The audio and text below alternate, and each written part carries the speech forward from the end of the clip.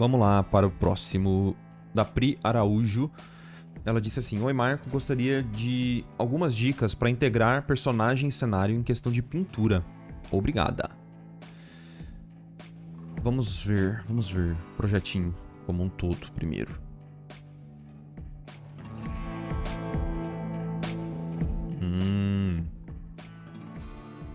Interessante. A primeira sugestão era... Eu acho que seria legal, Pri, pra você...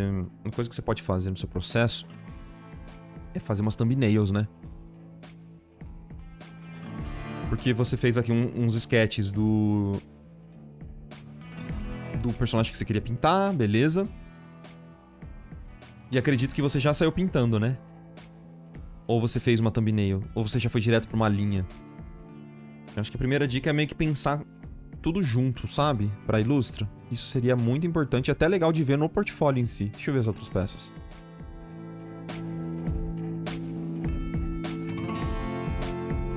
Olha que legal.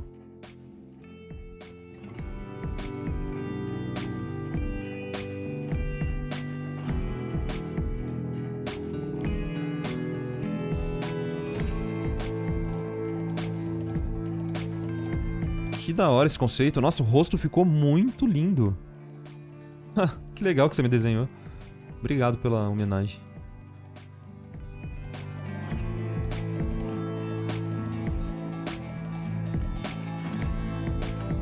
Ah, se falar que não sou eu... Tá errado, né? Eu tenho um sapato igualzinho. Funciona no meu armário, né? E Pri. Cara, bem legal, bem legal. Aquele clássico você não pediu... Ah, eu lembro desse aqui, hein? E eu lembro... Esse aqui é um clássico.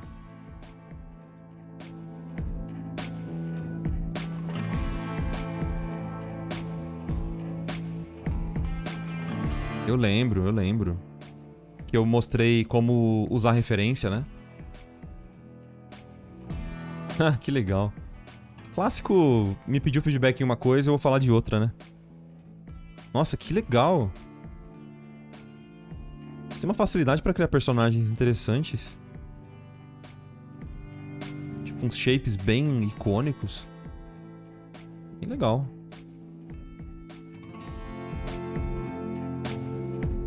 Ó.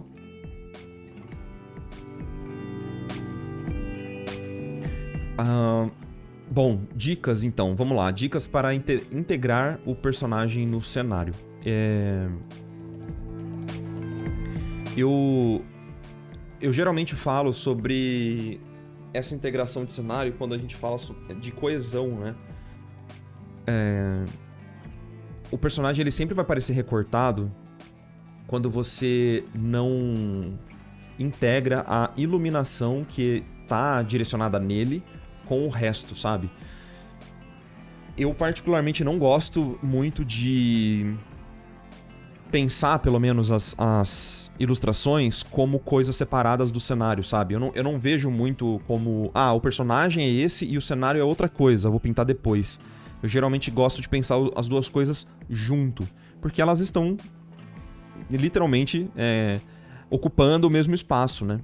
Então, quando você coloca essa luz muito forte no personagem e não sugere essa mesma luz em nenhum outro lugar, ou quando você coloca esse vermelho no cogumelo da mão dele e não coloca esse vermelho em nenhum outro lugar, é muito normal que o personagem ele fique recortado, ele fica parecendo um adesivo, né? Como se tivesse um cenário pintado e aí você chegou e colou um adesivo desse personagem em cima, né? Então, tem várias técnicas fora isso que eu vou fazer, mas acho que essas já ajudam bastante, tá? Então vamos propor aqui alguma fonte de luz vinda aqui da direita, né? Eu vou tirar um pouco de detalhe dessa parte aqui, porque eu não consigo... É mais forte que... que eu. Eu preciso sempre tirar um pouquinho e dar um pouquinho de forma nessas sombras, porque elas acabam chamando bastante atenção, sabe?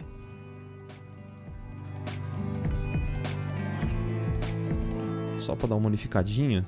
E aqui nesse...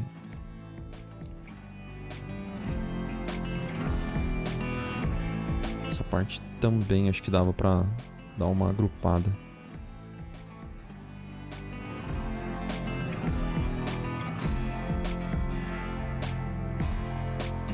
Acho que podia até estar mais claro isso aqui.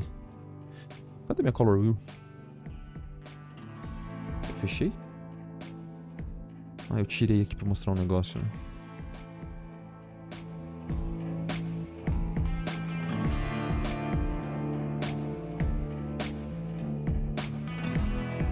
Tudo bem, pode ser assim.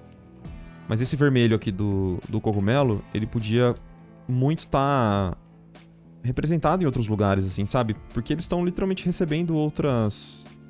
Ele tá recebendo literalmente a mesma fonte de luz, né? Eles não estão tão distantes assim, sabe? Para não tá integrado. Pelo menos a matiz e a saturação tem que estar próximo, sabe?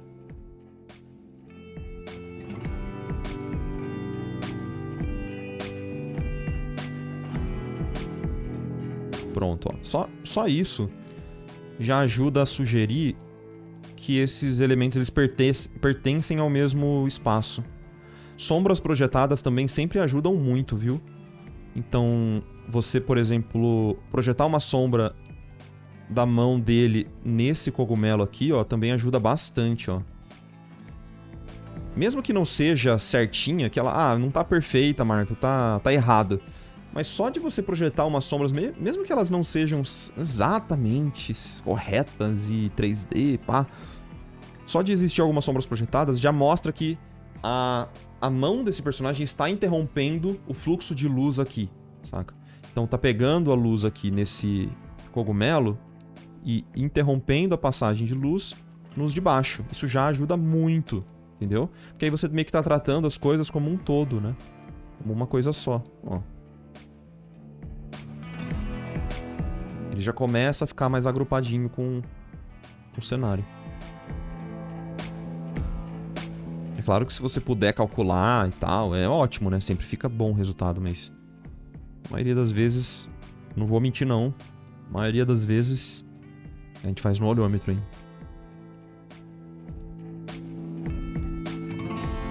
Na verdade, todas as vezes eu faço no olhômetro. Acho que eu nunca calculei uma sombra projetada.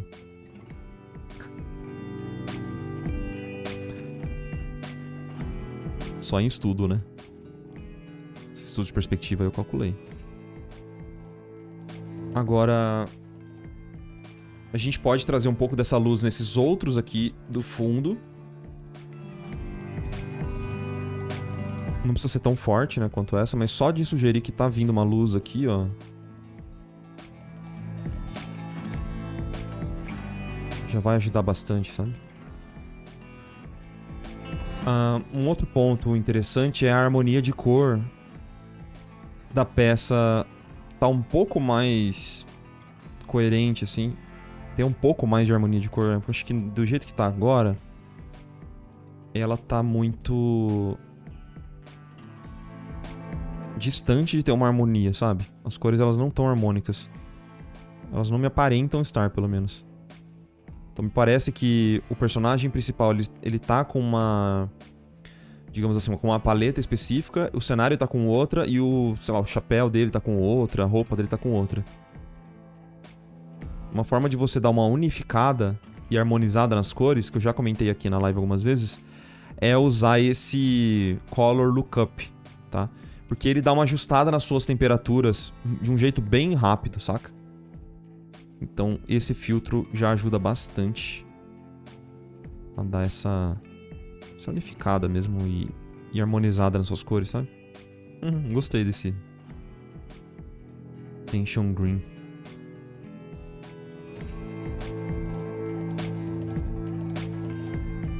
Mas acho que esse Fall Colors funciona melhor pra sua proposta, eu acho.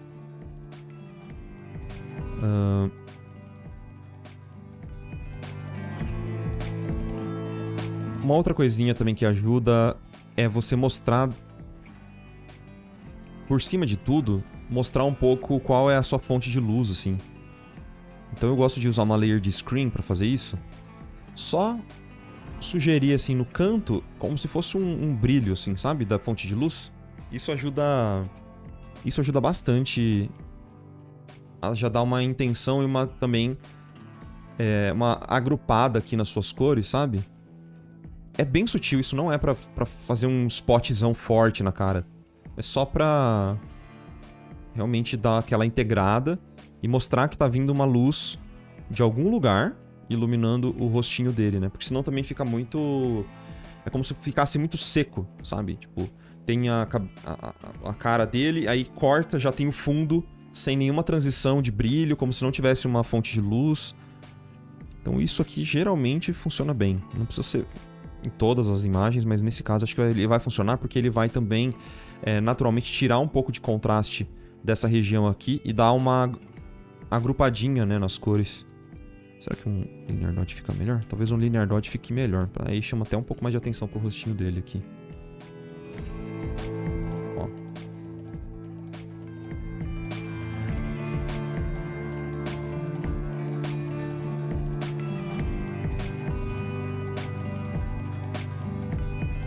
Uma coisa que dá pra fazer também é eu estourar um pouco a luz do fundo. Eu acho que... Vamos tentar fazer, não sei se vai funcionar bem.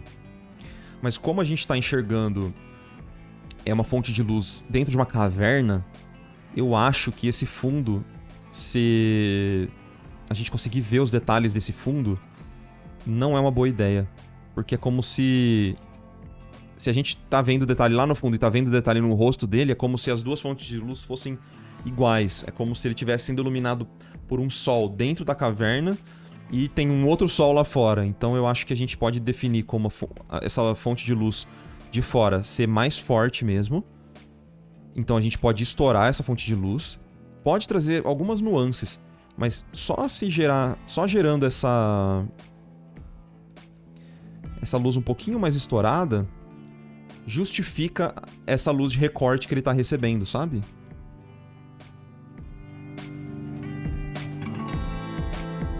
Porque senão não vai justificar muito essa fonte de luz que você colocou aqui, né? A superexposição, exatamente. Então, eu faço esse efeito de duas formas. Eu uso esse Linear Dodge, mas eu também uso o Blur. Você já colocou o Blur, então já é meio caminho andado, tá?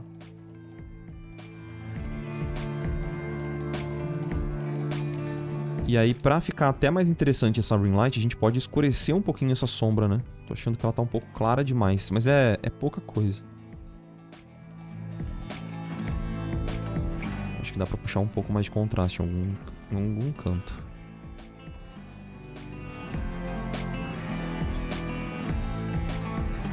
Acho que tá com muita informação aqui, ó. Dá pra dar uma agrupada muito boa. Eu gostei dessa luz. Acho que ela tá muito forte.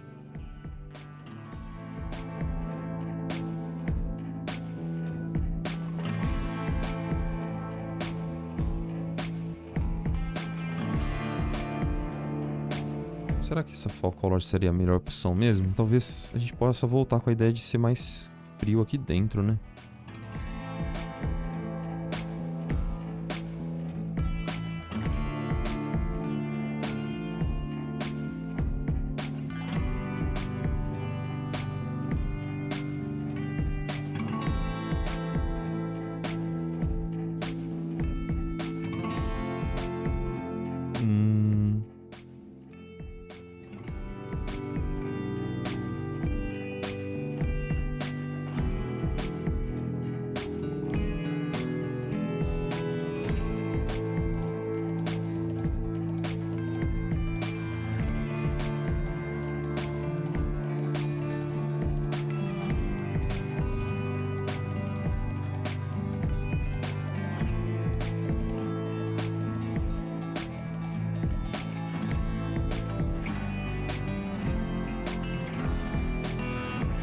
Acho que eu gosto assim. Um pouco mais fria.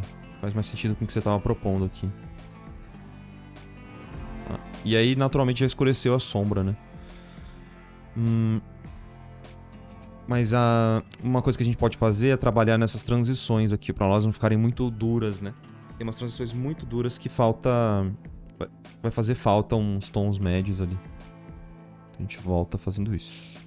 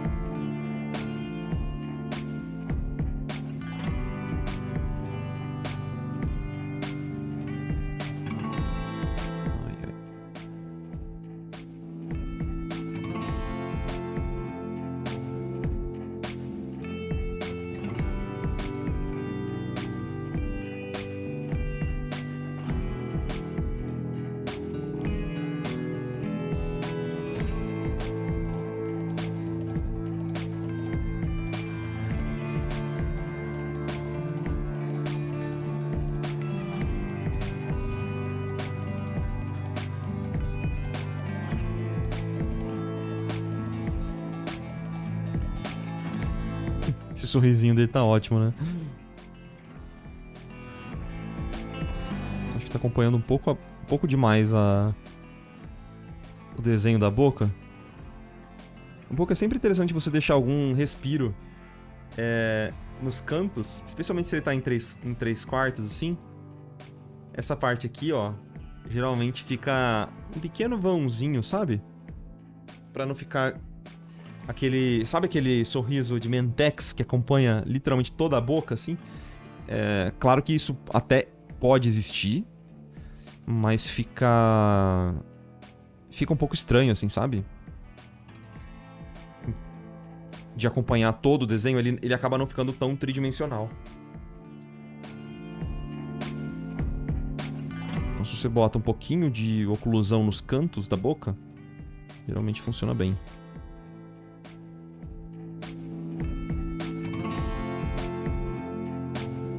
Fica bem tridimensional, sabe? A gente vê a volta.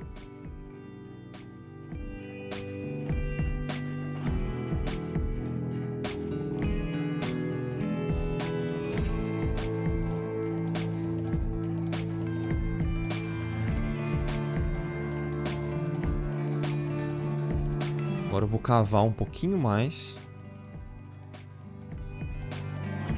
Algumas oclusões aqui.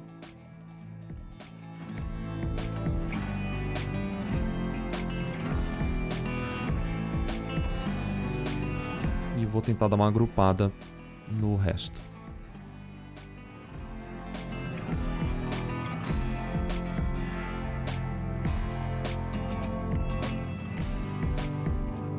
Eu sinceramente não vejo muito motivo para essas oclusões aqui dividindo em várias mechas esse pelo, sabe? Acho que não faz tanto sentido. Se tiver uma vez ou outra, não tem problema, mas muitas mechas criam muito ruído, né? E isso aqui pra mim tinha que ser meio que um valor só. Eu acho que não se justifica, sabe? Não é uma coisa que se paga, digamos assim, questão de qualidade de design e de pintura. A pintura não ficou, eu acho que ela não fica melhor com isso, sabe? Dá pra deixar um pouco mais icônico esses shapes de fora, ao invés de trabalhar nos shapes de dentro, se você quiser criar a sensação de mechas, sabe?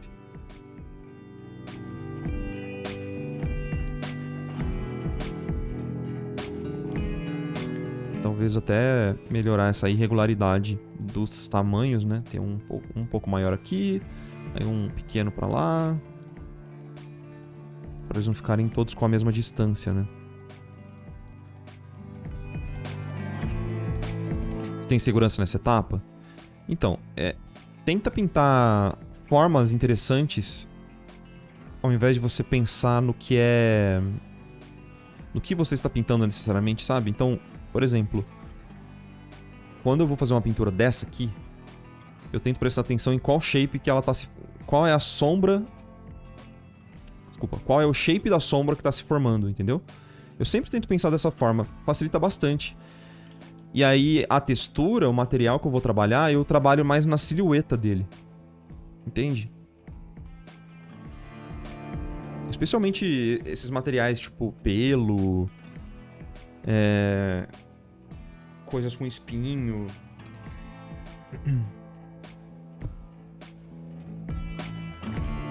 Na maior parte das vezes, agrupar é melhor do que você ficar definindo tudo, sabe? Agrupar sombra é sempre uma boa decisão. Quase sempre uma boa decisão. É claro que você pode colocar oclusão. Não tem problema. Mas eu acho que... fica quase aquela ideia de overmodeling, sabe? Se você fizer muito disso...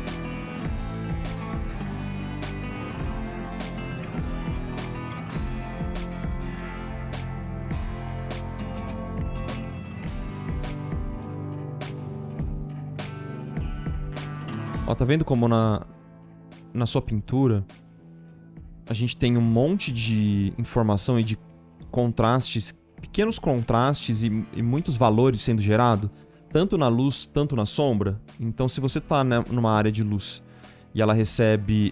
Você tem uma oclusão, aí você tem tudo isso de valor sendo gerado, aí você tem mais a área iluminada, mais uns pequenos valores aqui de transição, e aí do outro lado você também, ó, quando escurece, você também cria outros valores, depois você cria essa outra oclusão. E na área que está em sombra, você faz a mesma coisa. Você tem áreas iluminadas dentro da sombra, que já é uma coisa para torcer um pouco o nariz. Se estiver acontecendo, você presta atenção, como se fosse uma luz direta, assim, sabe? Não indireta. Começa a prestar atenção nisso, ó. Ó, tem uma área escura, uma área clara e área de oclusão. É como se você estivesse pintando... luz, tom médio e sombra dentro da sombra. E luz, tom médio e sombra na área de luz. E luz, tom médio e sombra na área de oclusão. Muito cuidado, porque isso é sinal de overmodeling. Porque tá tudo gerando muito contraste, muita informação na luz e na sombra. Escolhe um dos dois. Isso é batata, assim. É certeiro. Escolhe um dos dois. A sua cena está sendo vista... Os detalhes estão sendo vistos na luz. Então esquece, agrupa na sombra. Agora, quando ele fala isso, sempre me lembro o vídeo da mexerica. Então, exatamente, né? Não é à toa que eu falei bastante disso no workshop, né? É porque realmente isso aqui é aquele indício de overmodeling, cara. E se a gente conseguir... E como evita isso? É agrupando mais valores na sombra pra poder deixar brilhar ali contrastes na área de luz, né? E na transição, saca? Ó, então aqui também dá pra dar uma simplificada, mas você pode abusar um pouco mais e trazer mais contraste pra cá, não tem problema. Mas eu sempre opto por agrupar bastante essas cores e esses valores pra não parecer aquela cor suja, sabe? Parece que é uma pintura que ela foi meio suja. Quando você tem meio... o que a gente também chama de muddy colors, assim. Que é... efetivamente muita variação de temperatura em uma área que teoricamente não tem que ter tanta variação de temperatura, sabe? Então, temperaturas colocadas em locais errados, entre aspas, tá? Por favor. Elas geram essa sensação de que tem uma sujeira ali, não foi proposital, sabe? Tem alguma coisa de errado. Então isso é temperatura incorreta, sabe? Você compreende quando eu falo isso, Pri? Sobre as temperaturas? Percebe aqui como tem muita variaçãozinha de temperatura também? Eu acho que dá pra dar uma unificada, uma simplificada nisso.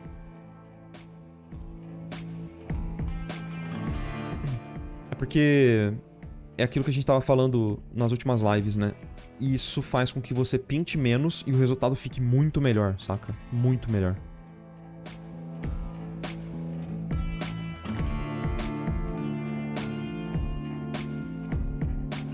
Enfim, eu acho que seria mais ou menos isso pra começar a conversa. Acho que a gente já falou bastante dica, assim, né? Mas percebe como agora as cores elas aparentam estar um pouquinho mais harmoniosas.